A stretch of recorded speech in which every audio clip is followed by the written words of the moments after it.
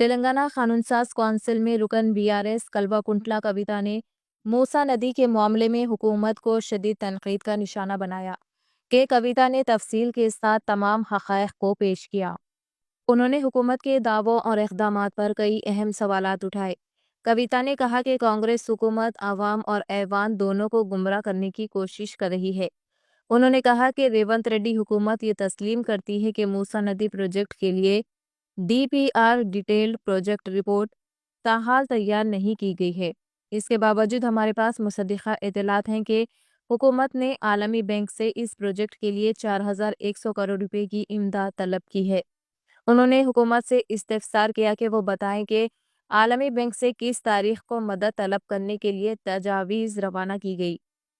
وزیراعلیٰ ریونت ریڈی نے حال ہی میں مرکزی وزیر جی کشن ریڈی سے موسیٰ ندی پروجیکٹ کے لیے مالی امداد کی منظوری کا مطالبہ کیا۔ کس بنیاد پر کیا؟ اگر حکومت عالمی بینک اور مرکز سے مدد طلب کر رہی ہے تو پھر ایوان اور عوام کو کیوں گمراہ کیا جا رہا ہے؟ کویتا نے سخت لہجے میں کہا کہ اگر ایوان کو غلط معلومات فراہم کی گئی تو وہ اس معاملے میں پریویلیج موشن پیش کرنے کے لیے مجبور ہو جائیں گی۔ کویتا نے موسیٰ ندی کے اطراف رہنے والے 309 متاثرہ خاندانوں کے معاملے میں بھی حکومت کو تنقید کا نشانہ بنایا۔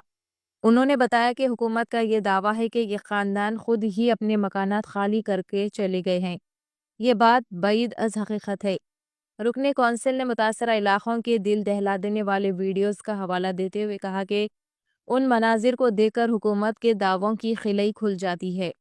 انہوں نے مزید کہا کہ اگر حکومت کے پاس متاثرین کے رضامندی کے کوئی دستاویزات موجود ہیں تو انہیں فوری طور پر ایوان میں پیش کیا جائے۔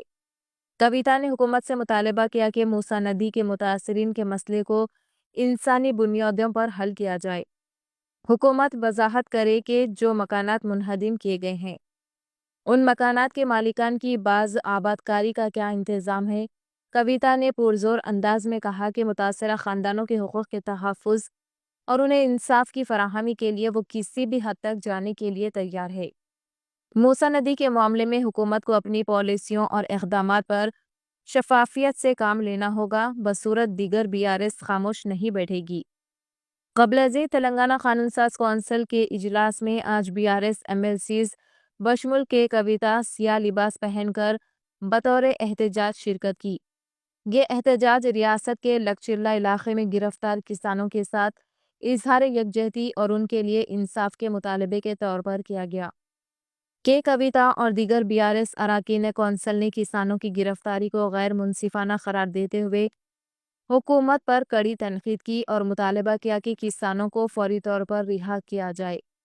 BRS اراکین نے کہا کہ کسانوں کے ساتھ ہونے والی ناانصافی کو ہرگز برداشت نہیں کیا جائے گا اور اس کے خلاف ان کی جدوجہد جاری رہے گی۔ چینل کو لائک کریں، شیئر کریں اور فالو ضرور کر لیں۔